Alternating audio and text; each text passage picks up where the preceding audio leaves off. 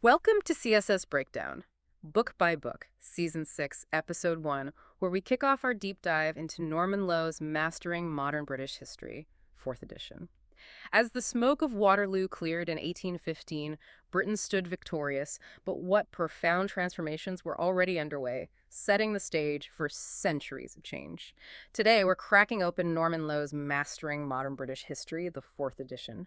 Our mission for this deep dive is to really unpack the immediate aftermath of that huge victory at Waterloo and to explore these fundamental themes of change that Lowe argues, defined Britain from 1815 onwards. This wasn't some quiet, static period after the war, as the book makes really clear. It was crammed with important changes and developments. It really was, and it's quite the irony, isn't it? Britain comes out of this long, absolutely devastating war on top, seemingly at its peak. But underneath that sort of facade of victory, there was already immense internal turmoil. Deep-seated problems brewing. The ruling classes especially were profoundly nervous. They were constantly afraid that a similar outbreak to the French Revolution might just happen in Britain. Right, so that perceived quietness was not the reality at all. Far from it. That's a powerful point. So despite the big victory, this intense underlying fear of maybe internal collapse, let's really dig into those first undercurrents Lowe describes. Kicking us off is the industrial and commercial transformation. You know, we often picture the Industrial Revolution as this single, explosive event, but Lowe emphasizes it was a long process, stretching from the 1740s all the way to the 1850s. And frankly, some historians even debate if it truly ended, or if we're still sort of living through its phases. Indeed. Some historians even push back on the term revolution itself. They argue it implies too sudden a shift, preferring to see it as more gradual and evolving process. Okay. But regardless of the label, its impact was just undeniable. It completely transformed huge parts of Britain, the Midlands, the north parts of Scotland, from mainly rural agricultural areas, maybe with small home industries, into these industrial powerhouses. Yeah. We're talking massive power-driven mills and factories, all concentrated in these sprawling new towns. And at the heart of this were the cotton, textile, and metal industries. We're talking about these incredible inventions. Hargreaves' spinning jenny, Arkwright's water frame, Crompton's spinning mule, Watt's amazing rotary steam engine, and Cartwright's power loom. These weren't just small tweaks. Each one was a huge leap in efficiency and scale. Absolutely. Yeah. They shifted production from scattered homes into these massive centralized factories, became the backbone of the whole new age. Yeah. And what's really fascinating is that while these inventions, they existed before 1815, the main expansion of industry really kicked off after the Napoleonic Wars. Oh, okay. Take Cartwright's power loom. It had been around for, 30 years? Right. But by 1835, after improvements, there were 85,000 of them in use in England alone. The scale of growth is just staggering. Wow. Imported cotton for weaving, for example, it's skyrocketed from maybe 82 million pounds in 1815 to 1,000 million pounds by 1860. 1,000 million, incredible. In coal production, the lifeblood of it all, really jumped from 15 million tons in 1815 to 44 million tons by 1846. Plus, this period, roughly 1830 to 1860, saw the greatest era of railway building, connecting everything up. And all this industrial growth came with a huge population boom, too, right? Oh, definitely. From about 18 million in 1811, Britain swelled to over 27 million by 1851. Goodness. And this growth was so concentrated in the new industrial towns that by 1851, something like 80% of the laboring population was working in manufacturing. 80%. You can almost picture those, towering smokestacks just dominating the landscape, a real visual marker of the shift. It was, for a time anyway, a period of undisputed British economic dominance. However, it's really crucial to note this lead wasn't forever. Right. By the last quarter of the 19th century, Britain started losing its edge. And by the time World War I broke out in 1914, Germany and the USA had actually surpassed Britain as the world's biggest manufacturing powers. And that's such a critical takeaway, isn't it? It really busts that myth of, permanent industrial leadership. Shows how even the biggest transformations can have a shelf life, a lesson that feels pretty relevant today with tech and all that. For you, the listener, what's the most surprising thing about this period's industrial growth and, how quickly Britain's top spot shifted? But these huge industrial changes, they weren't happening alone. While the factories were remaking the cities, the actual land of Britain was undergoing its own quieter, but maybe equally radical revolution, the agricultural revolution. Absolutely. This agrarian revolution brought in some major innovations. We saw new crops like turnips, clover and sainfoin. That's a type of hardy legume, really useful for winter fodder for livestock. Ah, okay. So keeping animals fed through winter. Exactly. And pioneers like Thomas Coke of Holcombe, he showed how to dramatically boost yields by enriching light soils with marl. What's marl? It's a type of calcium-rich soil, or clay. He also used bones as fertilizer, improved land drainage, real practical stuff. And Robert Bakewell over in Leicestershire, he completely changed animal breeding with scientific methods, ensuring only the best animals bred to get better cattle and sheep. Right. Selective breeding. Mm-hmm. And then there's the big one, enclosures. This is that controversial practice of, well, fencing or hedging in huge areas of medieval strip land and common pastures to create these larger single fields. Lowe says they were essential if you wanted to bring in new scientific farming methods. Yeah, it was apparently just impossible to do on the old fragmented open field strips. Makes sense. But there's a really significant debit side to this progress, a stark one, actually. Mm-hmm. Enclosures basically had the effect of kicking many of the smallest farmers off their land, Oh, dear. depriving them of the common lands they'd relied on for centuries. And on top of that, British agriculture went into a serious depression for 20 years, right after Waterloo. 20 years. Wow. Yeah. Now, a period of prosperity did follow until about 1875, but then another, even deeper depression set in. So it sounds pretty negative for a lot of people. Was there any argument back then that this hardship, tough as it was somehow necessary for, the country's overall farming efficiency, even if it was really painful for individuals? That was certainly the argument made by proponents: efficiency, productivity, feeding the growing population. But the human cost was undeniable. And it seems like a constant theme throughout the century, even when farming was doing well, was just this grinding poverty among agricultural laborers, especially in the South and East. Absolutely, that persisted. How does this story of agricultural change, with its clear winners and losers, reflect that broader human cost of progress, even when it's seen as essential? It's a tough balance. It really is. It highlights those tensions inherent in major economic shifts. Well, these massive industrial and agricultural changes, plus the rapid population growth, they inevitably brought, as Lowe puts it, innumerable problems. We're talking overcrowded towns, incredibly long working hours, widespread child labor, really dangerous conditions in mines and factories, and just dire poverty for so many working-class people. And these appalling conditions, naturally, they spurred the rise of working-class movements, like the Chartists and the early trade unions.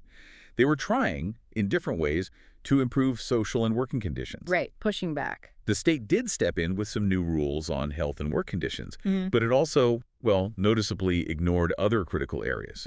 For instance, it offered very little direct help to the poor, apart from providing workhouses for those who just couldn't manage anymore. And here's where we get to a really fundamental philosophical battle, isn't it? The big argument about what the state should actually do.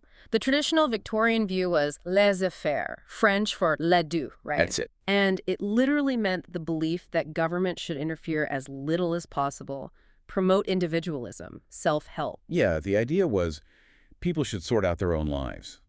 The poor should be encouraged to help themselves, not expect handouts from the state. But that laissez-faire idea started to face a strong challenge, especially after about 1870. It did. A powerful opposing view gained widespread support. This was known as collectivism. And it argued that the state did have a duty to look after its people's welfare, to actively work to improve conditions for the poor. So a fundamental shift in thinking about responsibility. Exactly. And gradually, politicians across the board started to accept this responsibility. This shift ultimately led to the development of the welfare state. Right, where the government tries to provide comprehensive services, health, education, housing, benefits. And tied to this was the idea of a managed economy, where the government would plan and organize economic life, try to reduce unemployment, control costs. So it wasn't just about safety nets, but actively shaping the economy, too. We see the very first steps towards this welfare state taken by liberal governments between 1905 and 1915. And later, the labor governments, 1945 to 51, they're said to have more or less completed the welfare state. Yes, that's the common view. They even moved towards that managed economy by nationalizing key industries: coal, gas, electricity, steel, transport, taking them into state ownership. But this wasn't just a straight line, was it? There were pushbacks. Oh, absolutely. During the Conservative governments, 1979 to 1997, there were huge concerns about the rising costs of the welfare state, the economic burden. They also believed nationalized industries were inefficient, which led to widespread privatization. Selling them back off. Exactly.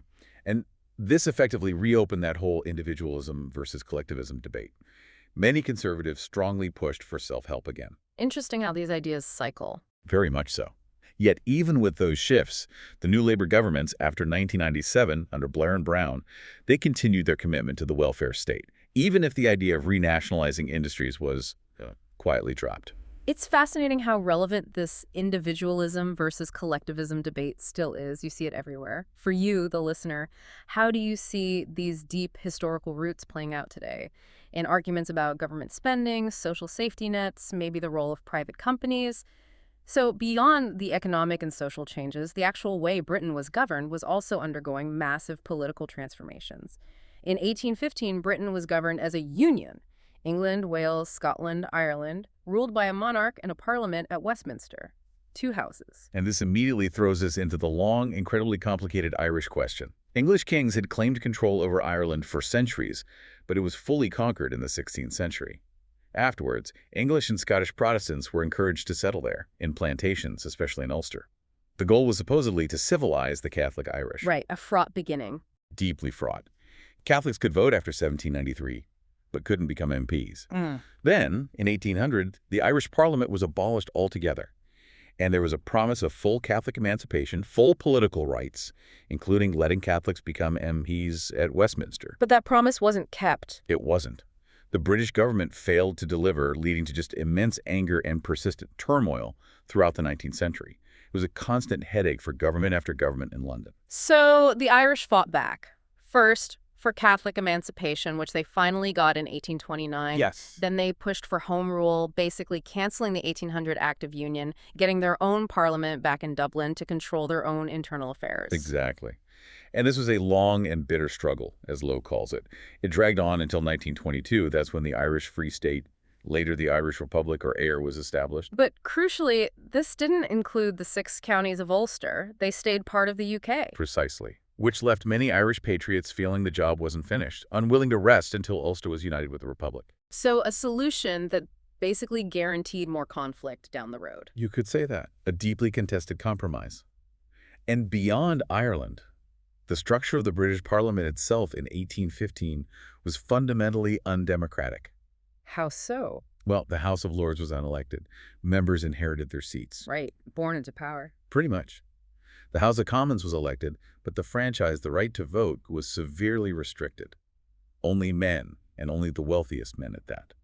Both Parliament and local government were largely controlled by rich aristocratic landowners who dominated the 2 main parties, the Whigs and the Tories. So it's that irony Lowe points out. Exactly.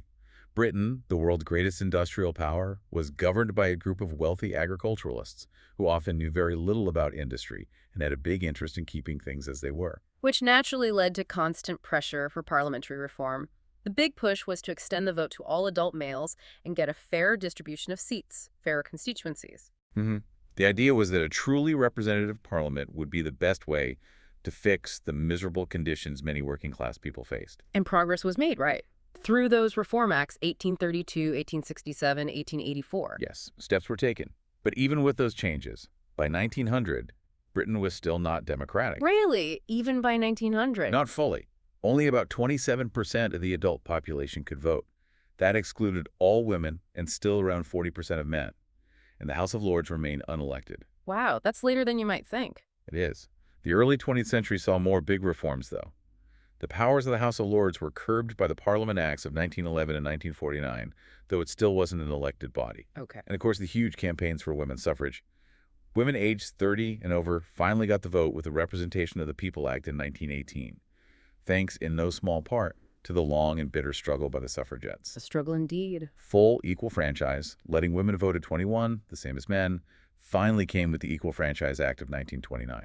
So alongside changing who could vote and the power of the Lords, the party system itself was evolving. Absolutely. Important changes, as Lowe says. In 1815, it was basically Whigs and Tories. But mid-19th century, the Whigs evolved into the Liberal Party. Under Gladstone, they appealed to the growing urban middle classes, skilled workers, religious nonconformists. Okay, broadening their base. Exactly. And the Tories, under leaders like Peel and Disraeli, they transformed into the Conservative Party. They also broadened their support and proved incredibly successful electorally holding power for roughly two-thirds of the time since 1874. Two-thirds? That's dominant. It is. Yeah. But among the most fascinating political developments of the early 20th century were the rapid decline of those very liberals and the incredibly swift rise of the Labour Party. By 1924, Labour had replaced the Liberals as the main challenger to the Conservatives. A massive shift. And other parties were forming too. Yes. The Welsh Nationalist Party, Plaid Cymru in 1925, wanting more autonomy for Wales. The Scottish Nationalist Party in 1928.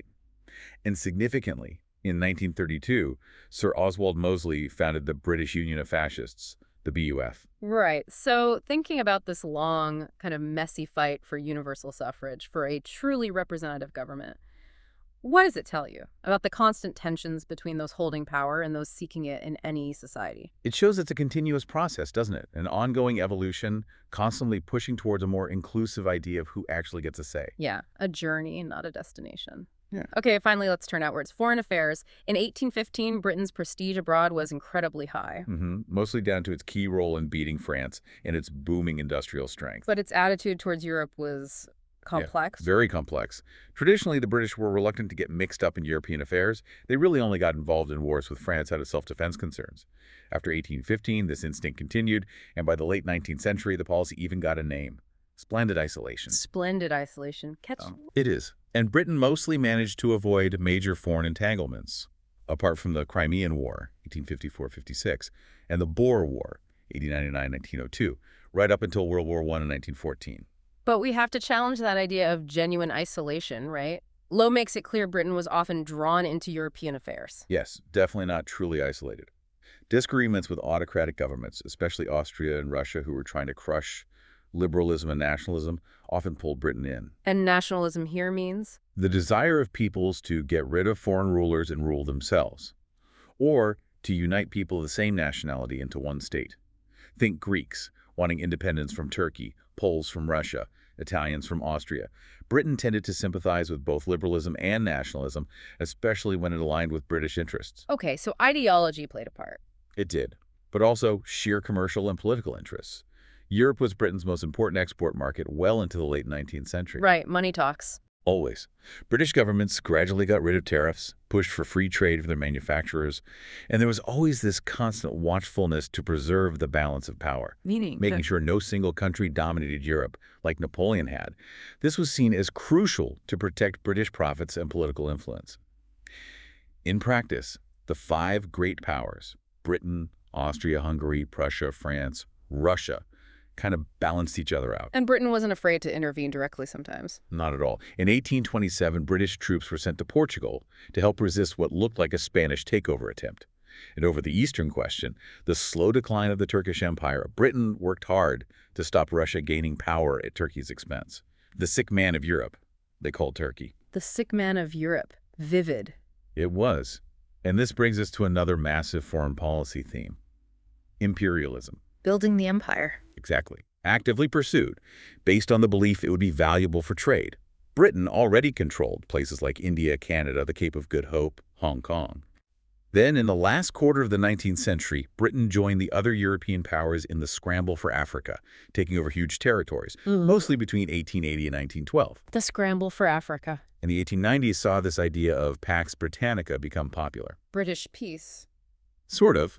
The idea that the British Empire, backed by its naval supremacy and economic might, brought peace and civilization to the people it ruled. At its peak, the empire covered about a fifth of the world's land area, maybe a quarter of its population. Huge. But even splendid isolation didn't last forever. No.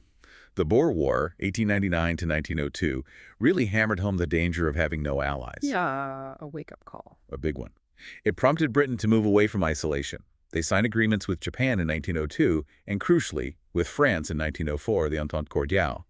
This ultimately led to Britain's involvement in World War I. So the isolationist instinct eventually gave way to alliances. It had to, really. Interestingly, some historians argue Britain might have had more influence in Europe, maybe even done more to prevent World War I, if it hadn't poured so much time and energy into building the empire instead. That's a provocative thought. Empire versus European engagement. A major historical debate. And Britain's sort of mixed feelings about Europe and getting entangled continued after World War II, didn't they? They absolutely did. Britain initially refused to sign the Treaty of Rome in 1957, the treaty that set up the European Economic Community, the EEC. Right, the precursor to the EU. Exactly. But they later changed their minds and joined in 1973. Then, when the EEC became the European Union from 1992, the British often feared losing sovereignty control over their own affairs and resisted moves towards a European superstate. Familiar themes there. Very. All while the empire itself was gradually gaining independence after 1945, which profoundly changed Britain's role in the world. It really seems like Britain was constantly navigating this tension, doesn't it? Between being a global power and dealing with domestic needs, or between wanting splendid isolation and finding itself unavoidably tangled up. That's a great way to put it. And if we connect all this back to the beginning, you can really see that Britain's victory in 1815 wasn't some static endpoint at all. It was just a pivot point for a century of profound, often really turbulent, changes internal and external. It was much less about tranquility and far more about this continuous process of change across industry, farming, society, politics, and Britain's whole place in the world. So what does this all mean for you, the learner, considering how these interconnected themes, industrialization, social reform, political evolution, global influence, were constantly reshaping Britain from 1815? How might understanding this period of, well, never-ending change, as Lowe implies, influence how you view the constant flux and evolution of societies and global dynamics in our own time? Perhaps it's a reminder that truly monumental victories are often just the starting gun for the next, maybe even more complex, race for relevance.